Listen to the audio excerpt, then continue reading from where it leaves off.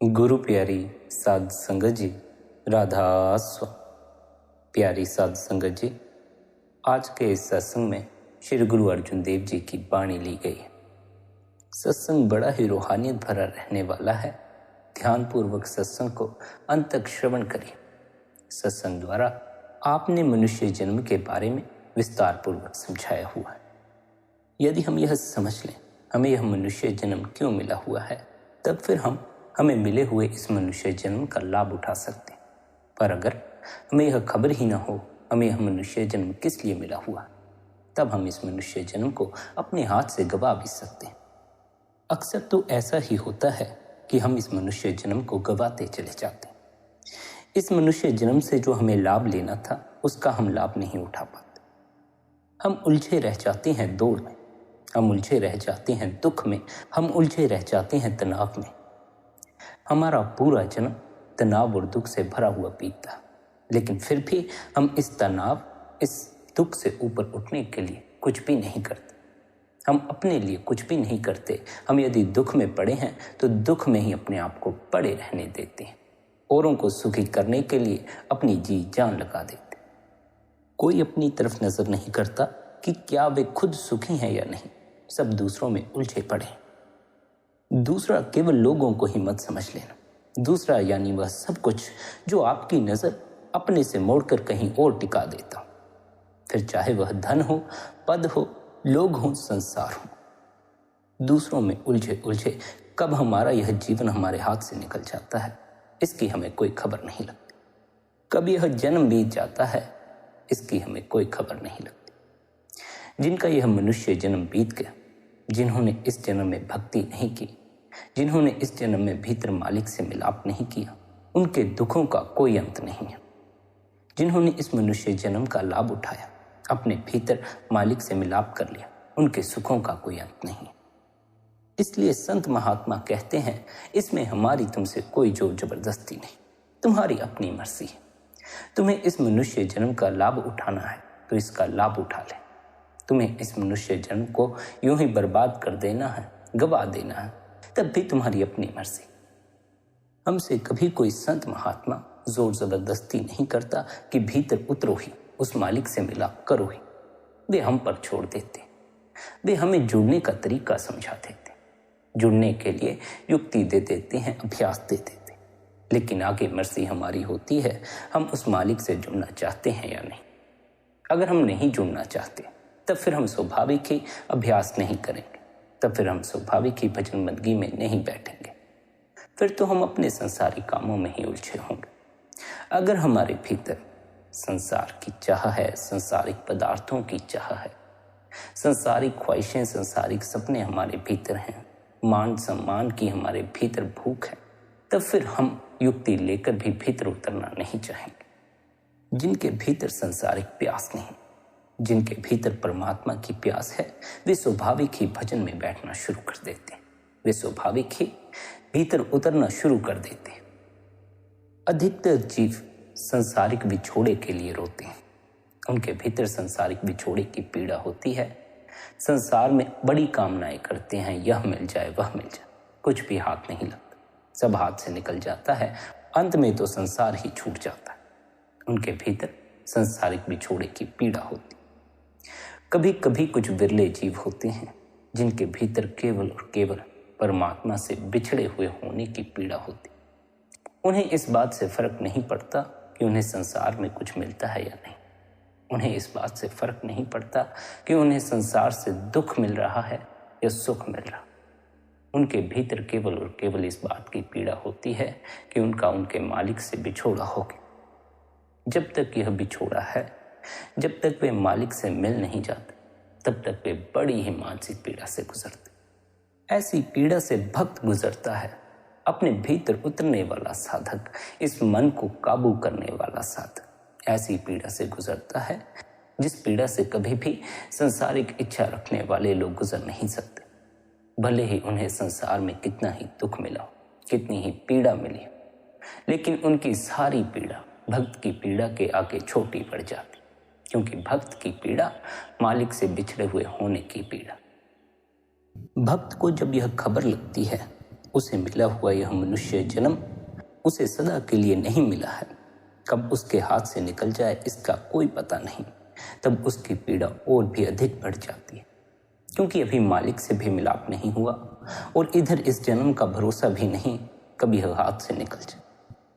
भक्त को यह खबर लग जाती है कि यदि इस जन्म में मनुष्य के इस जामे में बैठकर उस मालिक से मिलाप न हुआ, यह जामा छूट गया, यह जन्म हाथ से निकल गया, तब फिर मुक्ति न होगी, फिर इस संसार में लौट कर आना पड़ेगा। इस बात को स्मरण रखें, मनुष्य के इस जामे में बैठकर ही उस मालिक से मिलाप किया जा सकता। जो तो इस जामे में बैठकर मालिक से जुड़ जाते हैं उनकी मुक्ति हो जाती है, वे फिर इस संसार में नहीं आते, या यूं कहो उनके जीवन में फिर दुख नहीं रहता। संसारिक लोगों को मनुष्य जन्म के इस अवसर की खबर नहीं लगती। भक्त को खबर होती है कि इस मनुष्य जन्म का असल लक्ष्य क्या है।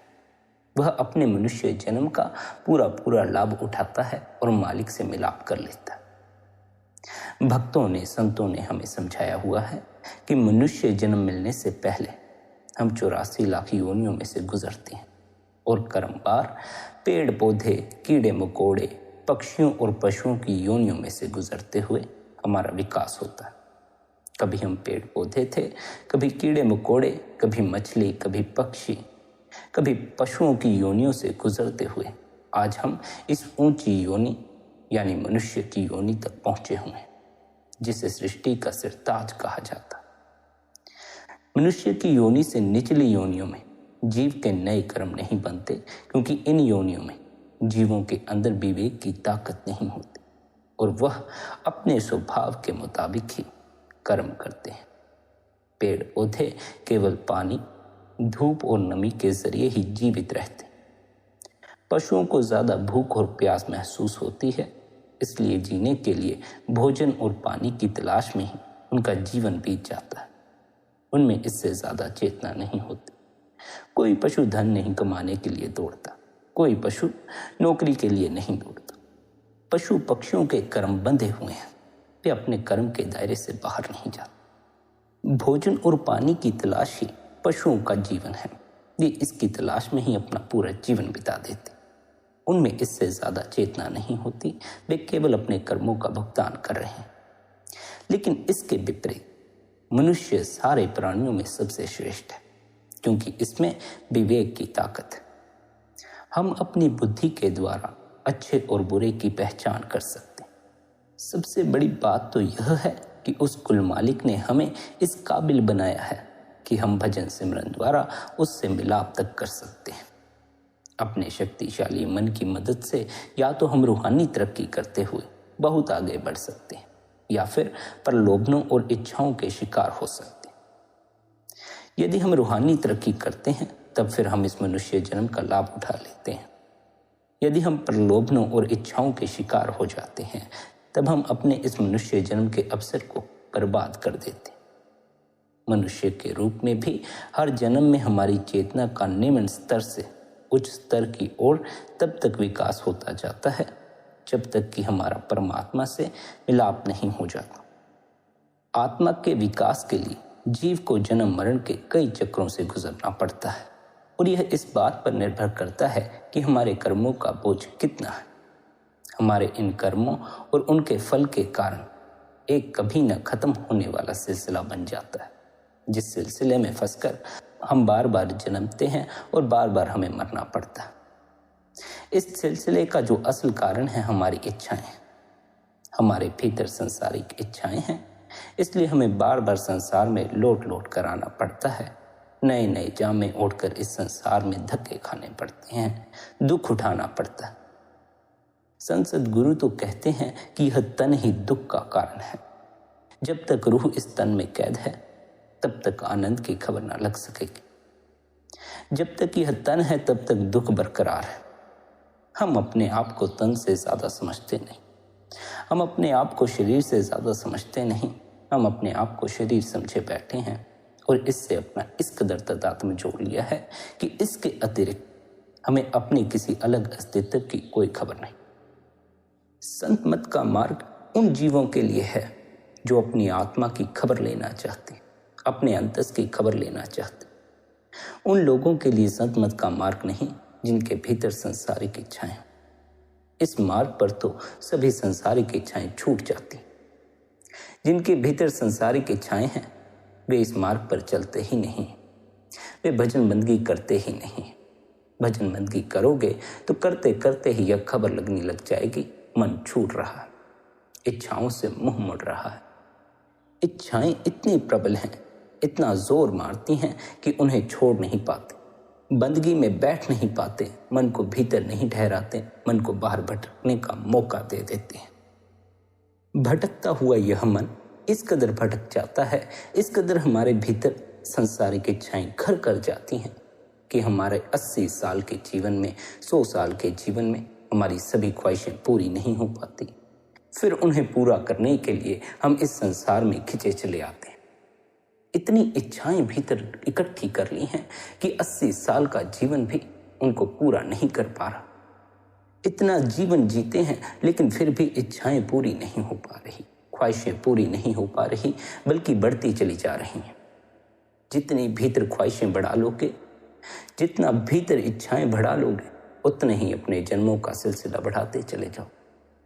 इस भूल में मत पड़े रहना कि अगला जन्म लेकर आओगे तो बड़े सुख से अपने जीवन को बिताओगे, सब सही ढंग से करोगे और जीवन को सुखी बना लोगे। इस जन्म में भी सुख ही चाहता, इस जन्म में भी यही चाहता कि सब सही ही करो, लेकिन सही होता नहीं, सुख मिलता नहीं। असल समस्या यह है कि इस संसार में सुख मिलता नहीं है जब तक कि आप अपने भीतर अपने असल स्रोत से जुड़ ना जाए। अगर आप अपने असल स्रोत से टूटे हुए हैं, भीतर आप अपनी आत्मा से जुड़े हुए नहीं हैं, तब आप इस संसार में कितना ही भटकें, क्षणिक सुख से ज़्यादा आप सुख का अनुभव कर नहीं पाएंगे। कभी कभी कुछ क्षणों के लिए सुख का अनुभव हो जाएगा, वरना तो सर पर बोझ ही रहेगा। चिंता, परेशानी, दुख, तनाव, इसी से घिरे हुए रहोगे। अपने असल स्रोत आत्मा से जो जुड़ जाता है उसका मन विदा हो जाता। मन ही हमारे भीतर दुख निर्मित कर रहा है, मन के कारण ही हम इस संसार में दुख में पड़े हुए हैं।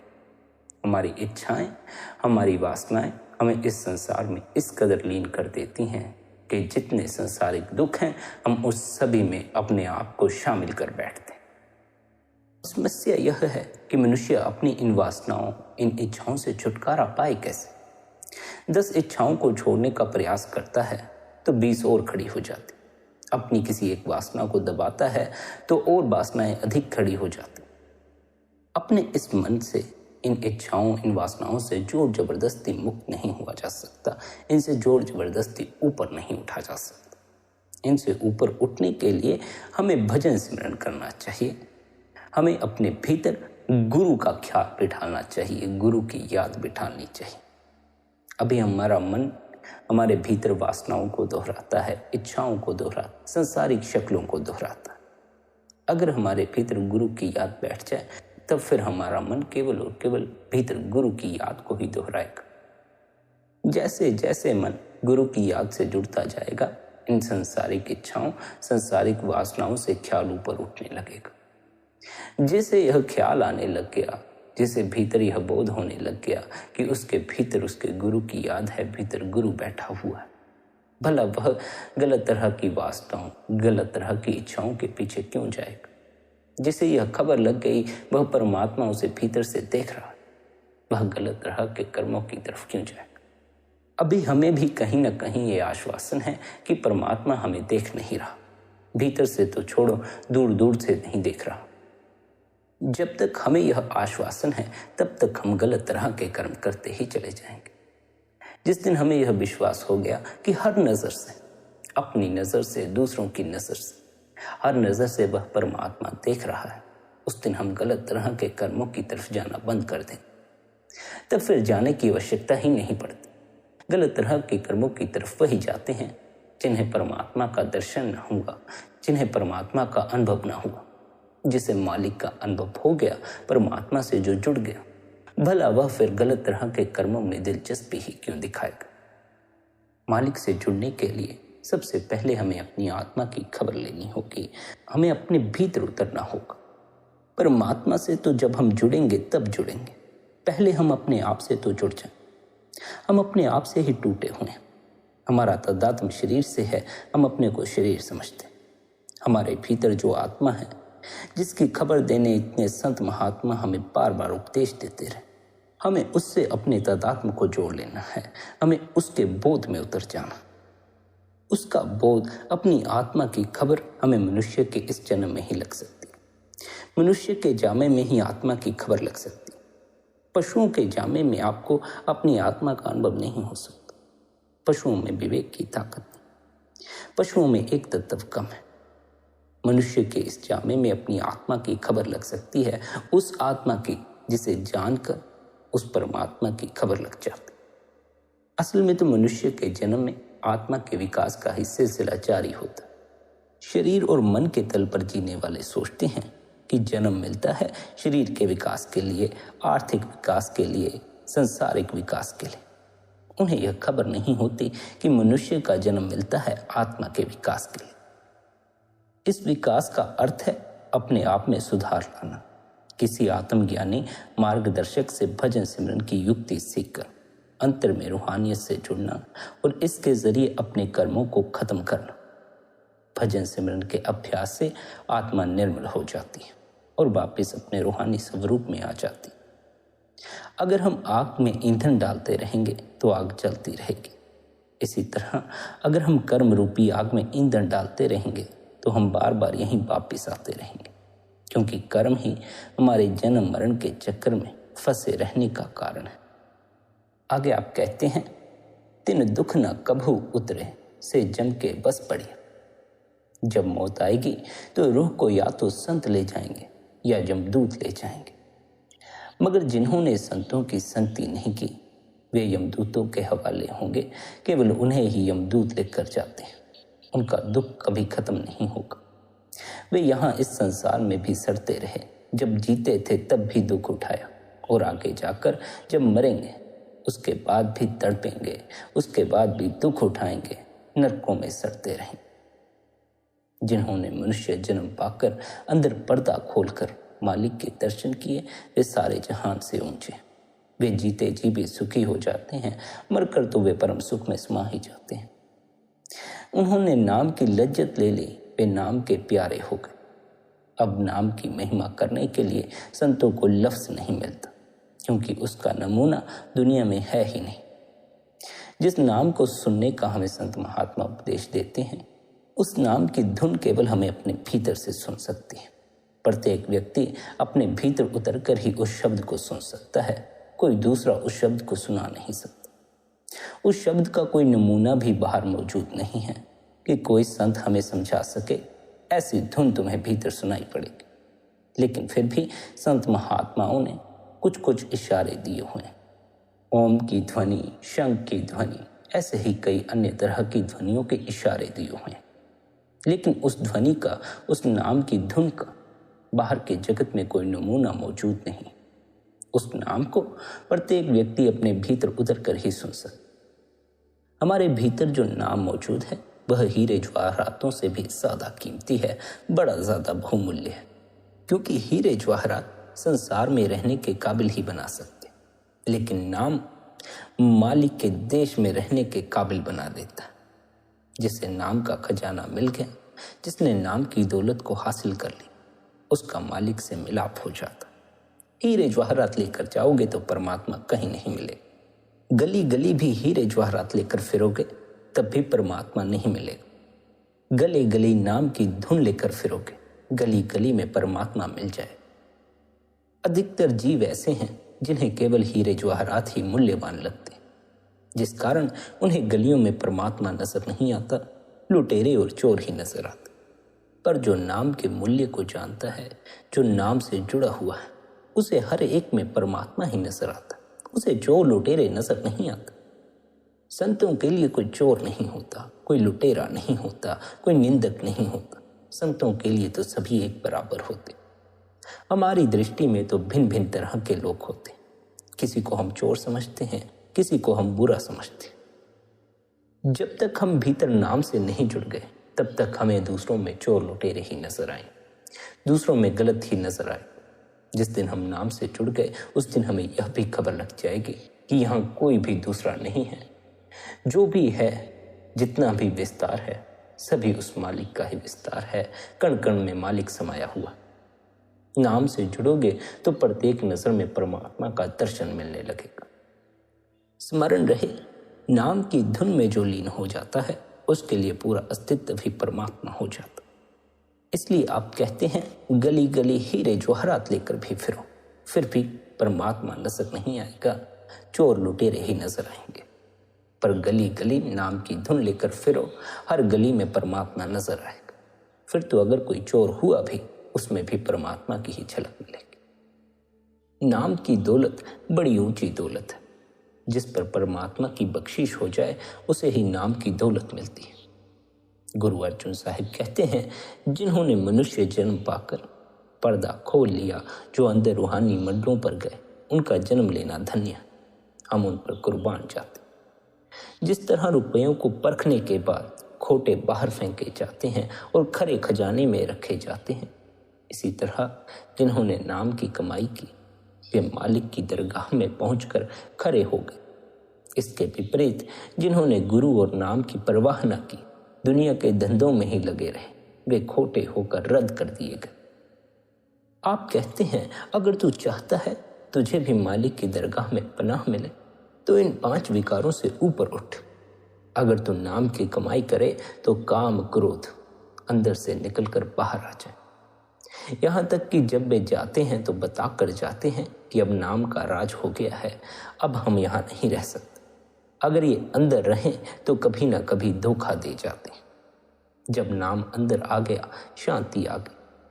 जो अंदर जाना है, परमेश्वर का भजन करना है, यह सच्ची राह है। हम अंदर नहीं जाते, हम बाहर ही बाहर अटके रहते हैं। हमारा मन हमें अंदर जाने नहीं देता, बाहर टिकाए रखता है। मन के बाहर टिके रहने का कारण हमारी इच्छाएं, हमारी ख्वाहिशें। हमारे भीतर इतनी इच्छाएं हैं, इतनी ख्वाहिशें हैं कि उन्हें पूरा करने के लिए हम अपनी जी जान लगा देते हैं। हालांकि पूरा कुछ भी नहीं होता। अंत में तो सब हाथ से निकल जाता है। जो पूरा हुआ है वह भी हाथ से निकल जाता है, जो अधूरा है वह तो निकल ही जाएगा। अपने इस जन्म को बर्बाद कर देना उन इच्छाओं के लिए, उन पदार्थों के लिए, उस संसार के लिए जिसे अंत में छोड़ ही जाना है, जिससे अंत में विदाई ले ही लेनी है, सबसे बड़ी मूर्खता। अपने इस मनुष्य जन्म का लाभ उठाना चाहिए। इस मनुष्य जन्म का लाभ क्या है कि इस मनुष्य जन्म में हम मालिक से मिलाप कर सकते हैं। इस जामे के भीतर बैठकर हम मालिक की भक्ति कर सकते हैं। इस जामे के भीतर उतरकर हम सच्चे नाम से जुड़ सकते हैं, उस कुल मालिक से जुड़ सकते हैं जिसने यह संसार बनाया, हमें बनाया, इतना फैला हुआ ब्रह्मांड बनाया। वह कुल मालिक, वह परमात्मा इतना ऊंचा है कि उससे जुड़कर हम भी ऊंचे हो जाते हैं।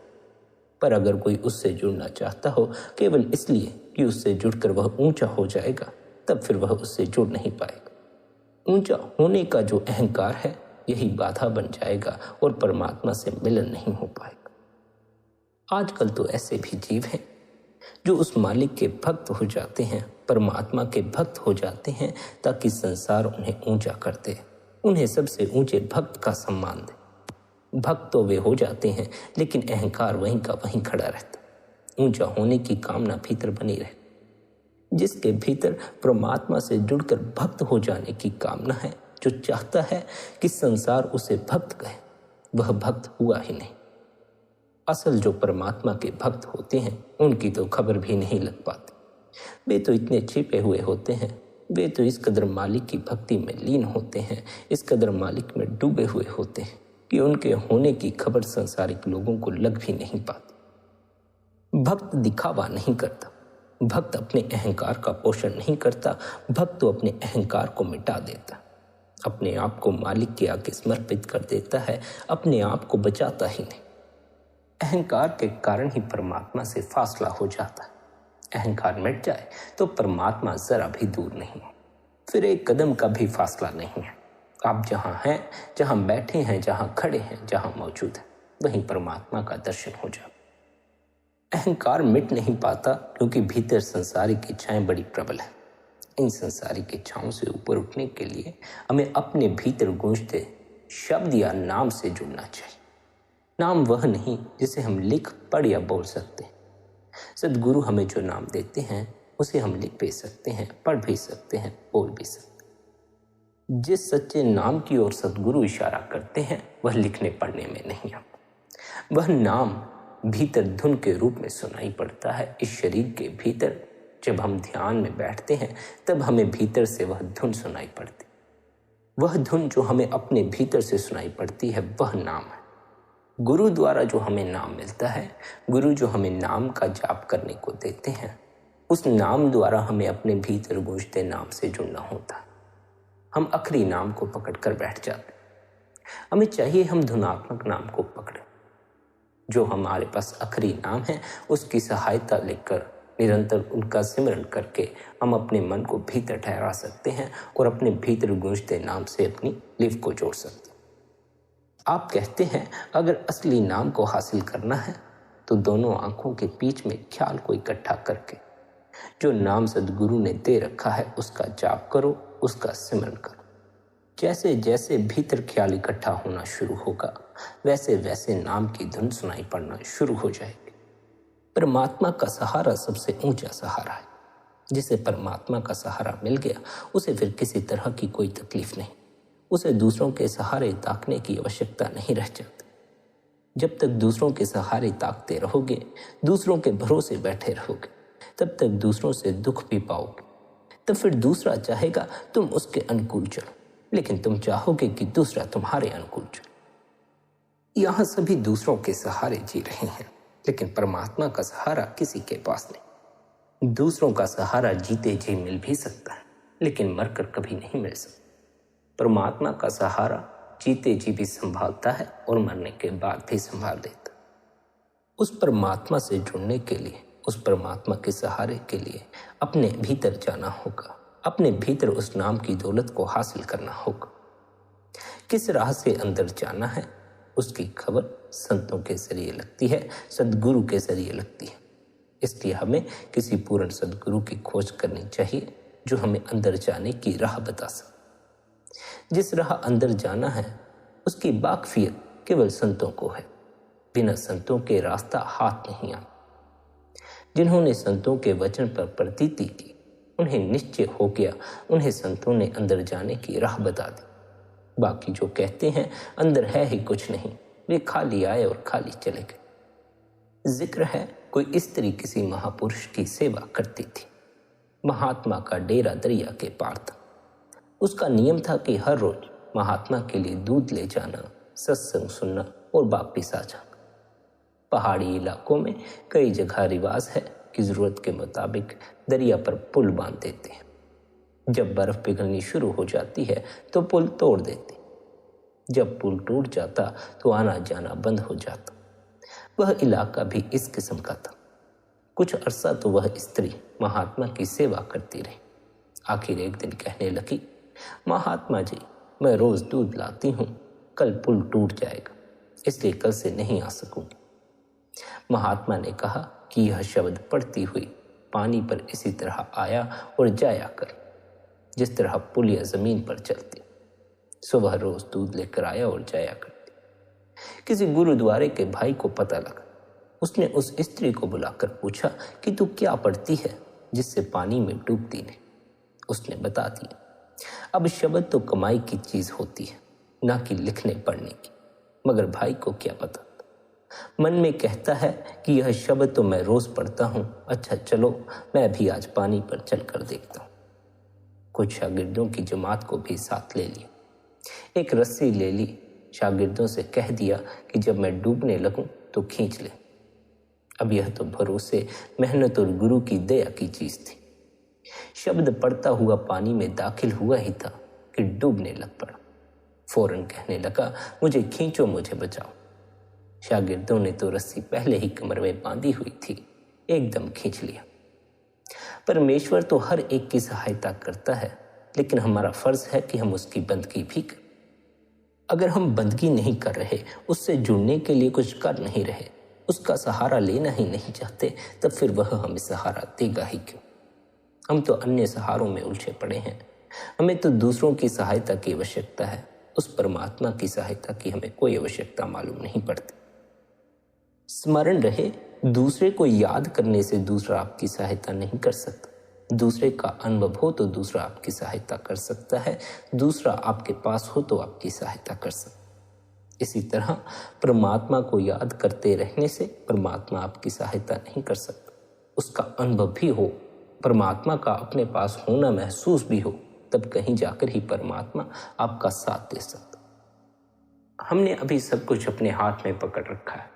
हम सोचते हैं हम सब कुछ संभाल लेंगे, अपने जीवन को संभाल लेंगे, लेकिन जो जीवन उम्र के साथ अपने आप ही हाथ से चला जाएगा, उसे हम भला कैसे संभाल सकते हैं?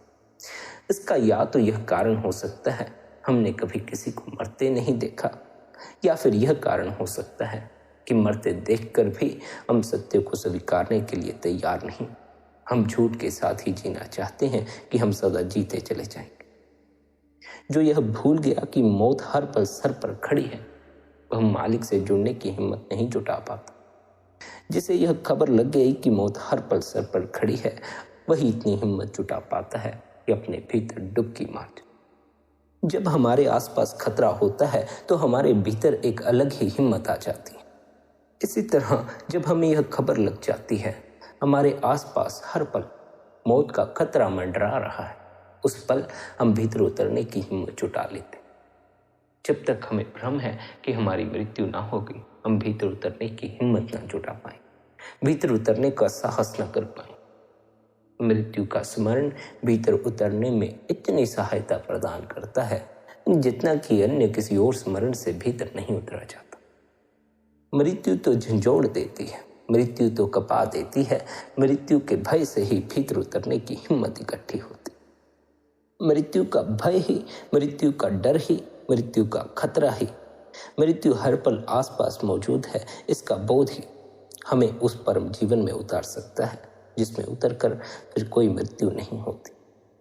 हमारे भीतर छिपा है परम जीवन। बाहर यह जो जीवन हमारे पास है, यह जो शरीर हमारे पास है, यह मिट जाने को है, यह एक न एक दिन मिट ही जाए।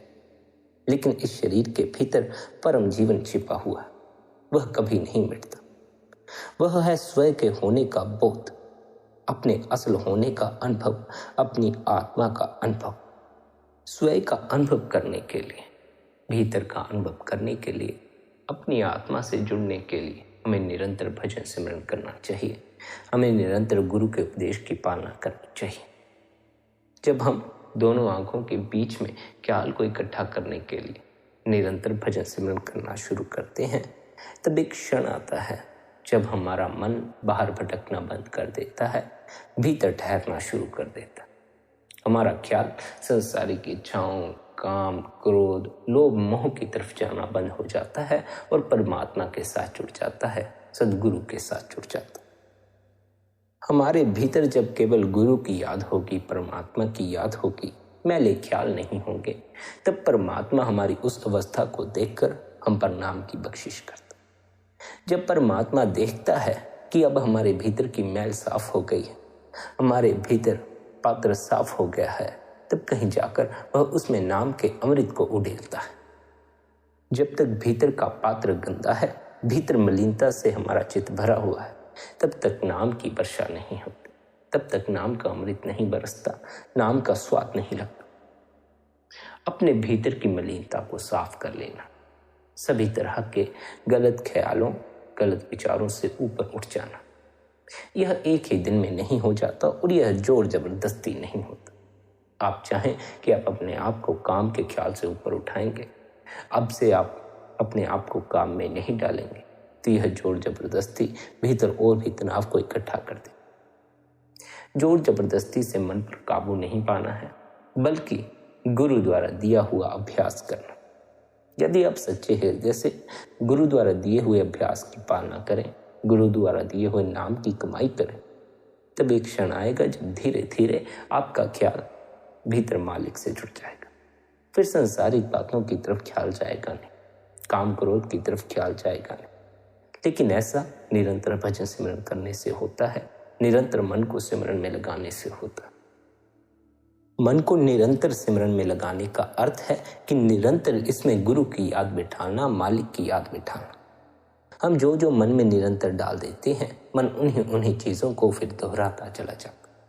अगर हम रोज रात्रि शराब पीते हैं तो मन रोज रात को शराब पीने को कहने लग जाएगा, फिर हम शराब पीने लग जाए। अगर हम रोज भजन में बैठते हों तो मन रोज भजन में बैठने को कहने लगेगा और हम भजन में बैठना शुरू कर दें। मन को रोज रोज सिमरन में लगाने का अर्थ है इसे रोज रोज बंदगी के लिए भीतर तैयार करना। रोज रोज इसे सिमरन से भर दो, फिर यह अपने आप ही सिमरन को भीतर दोहराता रहेगा। फिर एक क्षण आता है जब सिमरन जुबान द्वारा करने की आवश्यकता भी नहीं रह जाती। भीतर सिमरन दोहरता है, उसे ही सुनते रहना होता। उसे सुनते सुनते ही जब ध्यान एकाग्र हो जाता है, भीतर मन ठहरना शुरू हो जाता है, दोनों आंखों के बीच में ध्यान पक्का हो जाता है, तब भीतर का शब्द, भीतर का नाम भी सुनाई पड़ना शुरू हो जाता है। भीतर के नाम से जुड़कर मालिक से मिलाप हो जाता है, आनंद की बरसात हो जाती। इसलिए प्यारी साध संगत जी, अपने भीतर गूंजते नाम से जुड़े, भीतर मौजूद शब्द के खजाने को हासिल करें। उसे हासिल करने के लिए निरंतर अपने गुरु द्वारा दिया हुआ अभ्यास करें, अपने अंदर जाने का अभ्यास करें। निरंतर भजन में बैठें, निरंतर ध्यान में बैठें। आपका किया हुआ अभ्यास ही आपको मालिक तक पहुंचा सकता है। इसलिए अपनी तरफ से सच्चे हृदय से मेहनत करें, सच्ची लगन से अभ्यास करें। संगत जी, यदि आज का यह सत्संग आपको अच्छा लगा हो तो आज के इस सत्संग को आप अपने मित्रों और संबंधियों के साथ शेयर भी कर सकते हैं। साथ ही आप शबद सत्संग चैनल को सब्सक्राइब करके हर रोज सुबह 5:30 बजे सत्संग का आनंद ले सकते हैं। बाकी आपकी अपनी मौज है। अपना ख्याल रखें। इतने प्रेम और प्यार से आपने सत्संग को सुना, उसके लिए आप सभी का धन्यवाद। आप सभी के भीतर बैठे कुल मालिक को प्रणाम।